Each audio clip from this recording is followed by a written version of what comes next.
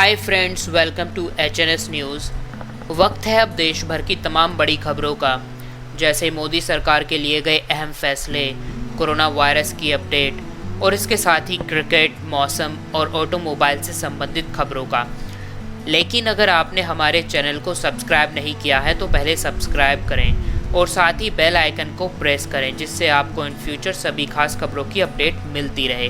तो आइए शुरू करते हैं पहली खास खबर के साथ। इसके साथ ही पहली खास खबर, भारत और चीन के बीच चल रहे सीमा विवाद के बीच भारत सीमा पर लगातार अपनी क्षमताएं बढ़ा रहा है। अब भारतीय नौसेना के समुद्री फाइटर जय MiG-29 को उत्तरी सेक्टर में तैनात करने का फैसला लिया गया है। नौसेना के P-82 निगरानी विमान पहले ही पूर्वी लद्दाख सेक्टर में तैनात किए जा चुके हैं। इसके साथ एक खास खबर, देश के 13 राज्यों और एक केंद्र शासित प्रदेशों की दर्जन यूनिवर्सिटियों के 31 छात्रों ने सुप्रीम कोर्ट से अपील की है कि स्नातक और परास्नातक कोर्स के अंतिम वर्ष के छात्रों की परीक्षा अनिवार्य रूप से लेने के UGC के आदेश पर तत्काल प्रभाव से रोक लगाई जाए।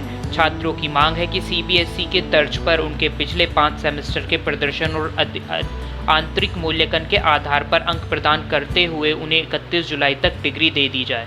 साथ ही खास खबर, इस कांड के बाद उसको पता चलेगा कि विकास दुबे से पाला पड़ा है। विकास दुबे ने सिपाही के साथ बातचीत में कहा कि पूरी जीप ना मरी तो बताना, इतना खून करूंगा कि लोग याद रखेंगे। ऑडियो में वह लगातार अपशब्दों का इस्तेमाल कर रहा है। दूसरी तरफ से सिपाही जी कहकर बात कर रहा है।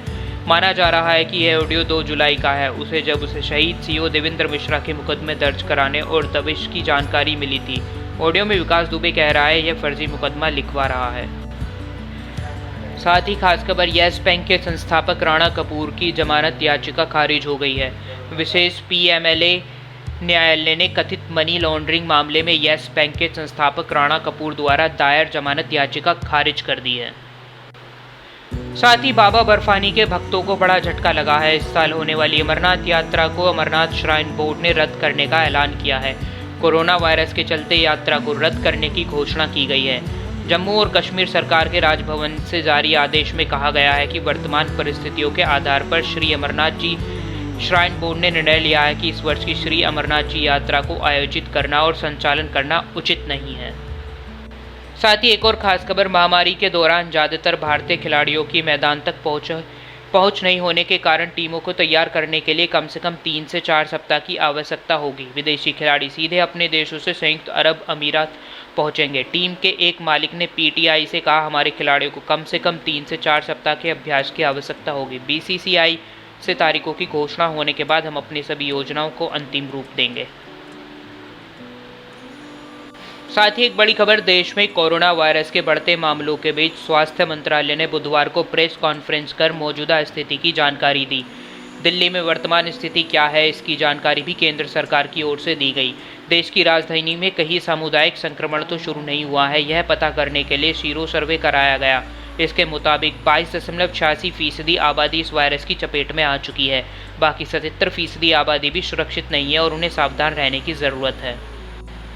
साथ ही बड़ी खबर, बिहार के कई जिलों में बाढ़ से हालात गंभीर हो गए हैं। कई इलाकों में बाढ़ का पानी प्रवेश कर गया है।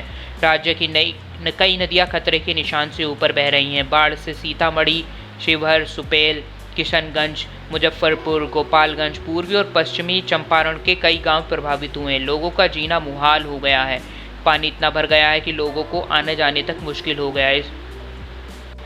साथ ही एक अहम खबर, बारिश के सीजन में आवक की कमी के कारण सब्जियों की कीमतें बढ़ जाती हैं, लेकिन इस बार बारिश के बावजूद ज़्यादातर सब्जियों के दाम सामान्य बने हुए हैं। खुले बाजार में आलू 30 रुपये किलो के आसपास बिक रहा है तो टमाटर 40 से 60 रुपये प्रति किलो की दर से बिक रहा है। लेकिन इसके अलावा शेष सब्जियां लौकी, पालक, तोरी, करेला और भिंडी के दाम सामान्य बने हुए हैं।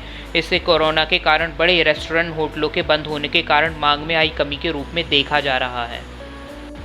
इसके साथ एक रोमांचक तथ्य में, इस आइलैंड पर अलग अलग प्रजाति के 4000 से भी ज़्यादा सांप हैं। ब्राजीलियन नेवी ने आम इंसानों का इस जगह पर जाना प्रतिबंधित कर रखा है। इस आइलैंड पर केवल सांप से जुड़े विशेषज्ञों को ही शोध के लिए जाने की अनुमति है। हालांकि वो भी केवल तटीय इलाके में ही शोध करके लौट आते हैं। आइलैंड के ज़्यादा अंदर जाने की हिम्मत उनकी भी नहीं होती। साथ ही सुशांत सिंह राजपूत के केस से जुड़ी बड़ी खबर, यहाँ पर कंगना रनौत ने आगे कहा था, मुंबई पुलिस ने मुझे बयान देने के लिए बुलाया। मैंने उसको बताया कि अभी मैं मनाली में हूँ और क्या मेरा बयान लेने के लिए आप किसी को मेरे यहाँ भेज सकते हैं, लेकिन उनका अभी तक मुझे कोई जवाब नहीं मिला है। यह कंगना रनौत ने बयान दिया है।